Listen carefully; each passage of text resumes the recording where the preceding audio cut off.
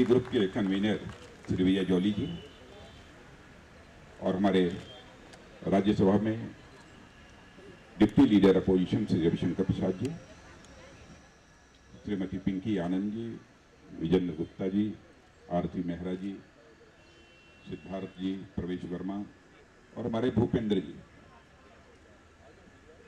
इस मेरे आवास पर उपस्थित मेरे सभी सम्मानित बहनों एवं भाइयों, सबसे पहले तो मैं अपने आवास पर आप सभी बहनों भाइयों का हार्दिक अभिनंदन करता हूं, आप सभी को स्वागत करता हूं। साथ ही I want to welcome all the diplomats and ambassadors from the different countries at my residence.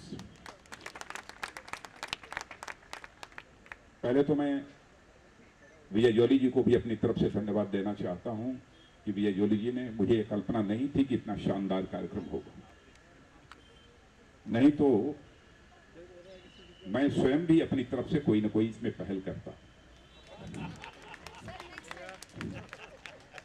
लेकिन अगली बार जब मिलेंगे तो मैं समझता हूं कि यह चित्र कुछ बदला बदला होगा और आज उस समय आप बड़े गर्व के साथ ये कह सकेंगे कि हम जिस पार्टी के सदस्य हैं वह पार्टी आज प्रतिपक्ष की पार्टी नहीं है, बल्कि हिंदुस्तान की सत्ताधारी पार्टी बन गई। बहनों को हरियाली के पर्व के संबंध में जानकारी देने की ज्यादा आवश्यकता नहीं है, वो जानती हैं इस हरियाली तीज का क्या महत्व होता है। अभी हमारे कैप्टन अभिमन्यु सिंह जी, जो कि आर्य समाज के एक अच्छे कर्ता धर्ता हैं, उन्होंने बताया कि यह वैदिक त्योहार है, सांस्कृतिक तो है ही, लेकिन साथ ही साथ एक यह वैदिक त्योहार है। और हरियाली तीज के बारे में जब लोग, जो धरती है, जो हरी भरी धरती है, इस धरती के साथ इसका सीधा संबंध है। इस दिन सारे हिंदुस्तान की अथवा भारतीय संस्कृति में विश्वास करने वाली जो माताएं और बहनें, चाहे वो भारत में रहती हों अथवा दुनिया के किसी भी कोने में रहती हों, हमारी यह धरती माता सदैव हरी भरी रहे, इसके लिए वह बराबर पूजा करती हैं, प्रार्थना करती हैं। आज के अवसर पर माताएं बहनें सामान्यतः हरा वस्त्र धारण करती हैं, लेकिन मैं देख रहा हूं कि पिंकी आनंद जी को छोड़कर और शायद ही कोई बहन हरे वस्त्र में दिखाई दे रही हो। और यह भी प्रथा हम लोगों की तरफ है कि हरी चूड़ियां भी आज पहनी जाती हैं। और आज के दिन ईश्वर से यह भी प्रार्थना की जाती है कि जिस समाज के हम अंग हैं, वह समाज सदैव इस प्रकृति के साथ, इस नेचर के साथ जुड़ा रहे। यह भी हम आज के अवसर पर हम ईश्वर से प्रार्थना करते हैं, क्योंकि यह माताओं और बहनों का त्योहार है। लेकिन आप सभी जानते हैं कि इस समय जो कांग्रेस नेतृत्व की यूपीए सरकार है, इस सरकार के शासनकाल में बढ़ती हुई महंगाई के कारण सबसे बड़ा खामियाजा यदि किसी को भुगतना पड़ा है तो हमारी हिंदुस्तान की माताओं और बहनों को भुगतना पड़ रहा है। मैं समझता हूं कि उनके रसोई घर के चूल्हे की आग भी अब ठंडी पड़ चुकी है। वैसे तो हम लोगों ने भी हुकूमत चलाई है इस देश में। अटल बिहारी वाजपेयी जी का जो 6 वर्षों का शासनकाल रहा है, उससे कौन नहीं परिचित। मैं समझता हूं भारत ही नहीं, दुनिया का कोई व्यक्ति सच्चाई को नकार नहीं सकता है कि आजाद भारत के इतिहास में लगातार 6 वर्षों तक, सबसे पहले लगातार 6 वर्षों किसी भी सरकार के शासनकाल में प्राप्त हुई है तो हमारे आदरणीय अटल बिहारी वाजपेयी जी के शासनकाल में प्राप्त हुई है। मैं देश की बिगड़ती हुई अर्थव्यवस्था की यहां पर चर्चा नहीं करना चाहता। मैं समझता हूं कि देश भर की सारी माताओं बहनों को इसे एक चुनौती के रूप में स्वीकार करना चाहिए। और दूसरा प्रश्न जो आज हरियाली तीज के अवसर पर हमारे मस्तिष्क में कौंध रहा है कि हमारे यहां आज से नहीं, प्राचीन काल से बराबर नारियों के प्रति पुरुषों का एक सम्मान का भाव रहा है।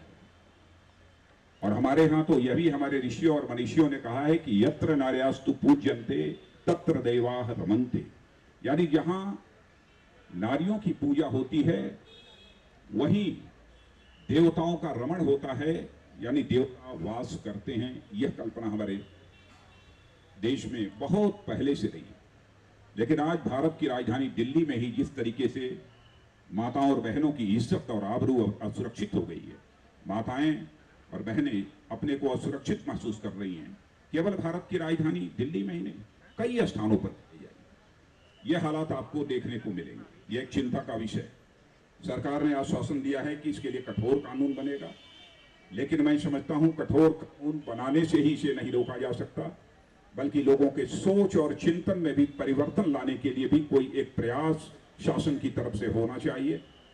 और हमारी जो आज की शिक्षा व्यवस्था है, इसमें भी कुछ न कुछ ऐसा किया जाना चाहिए ताकि महिलाओं के प्रति सम्मान का भाव जन सामान्य के अंदर पैदा हो सके। और जब मैं देखता हूं आम महिलाओं की बात तो छोड़िए, यानी जो सरकारी सेवाओं में महिलाएं हैं, हमारा राज्य उत्तर प्रदेश दिल्ली का यह पड़ोसी राज्य है। आप बराबर आजकल कुछ दिनों से टीवी चैनल पर यह देख रही होंगी, इसकी नियुक्ति हुई थी, बहुत ही ईमानदारी पूर्वक अपनी जिम्मेदारी का निर्वाह कर रही थी, लेकिन कुछ निहित स्वार्थ के लोगों के द्वारा कहे जाने पर उठाकर उत्तर प्रदेश सरकार ने उसे तत्काल बर्खास्त कर दिया, उसे सस्पेंड कर दिया, उसे निलंबित कर दिया। मैं समझता हूं कि इससे सारे हिंदुस्तान के अधिकारियों का, ईमानदार अधिकारियों का मनोबल टूटा। यह भी मैं मानता हूं कि किसी भी अधिकारी को अनुचित कार्य यदि कोई करता है, नाजायज कार्य यदि करता है, उसे निलंबित किया जाए, इसमें किसी को कोई आपत्ति नहीं हो सकती है। लेकिन जो अपनी पूरी जिम्मेदारी के साथ यदि अपने दायित्व का निर्वहन कर रहा हो, ऐसे ईमानदार अधिकारियों के नए अधिकारी को जिस तरीके से निलंबित किया गया है, मैं समझता हूं कि उसकी सारे हिंदुस्तान में निंदा हो रही है। और मैं उत्तर प्रदेश सरकार से अपेक्षा करता हूं कि तत्काल दुर्गा शक्ति नागपाल का जो निलंबन हुआ है, उसे तत्काल वापस लिया जाना चाहिए। यह सारे हिंदुस्तान की आम नागरिकों की यह एक मंशा है। उत्तर प्रदेश सरकार को भी इस मंशा को समझना चाहिए और उसको निलंबित कराने में जो भी दोषी हैं, जिनका भी इन्वॉल्वमेंट है, ऐसे लोगों को भी दंडित किया जाना चाहिए, उन्हें भी माफ नहीं किया जाना चाहिए। लेकिन आपको विश्वास दिलाना चाहता हूं कि भारतीय जनता पार्टी जहां पर इस देश में महंगाई को रोकने के लिए पूरी तरह से प्रतिबद्ध है और अपनी प्रतिबद्धता को अवसर मिलने पर हमने दिखाया भी है, आगे भी अवसर मिलेगा हम इसे दिखाएंगे। और साथ ही साथ अपनी सरकार आने के बाद इस हिंदुस्तान की माताओं और बहनों की इज्जत और आबरू को भी सुरक्षित करने के लिए जितना प्रभावी से प्रभावी कदम उठाने की जरूरत पड़ेगी, हमारी सरकार उठाएगी।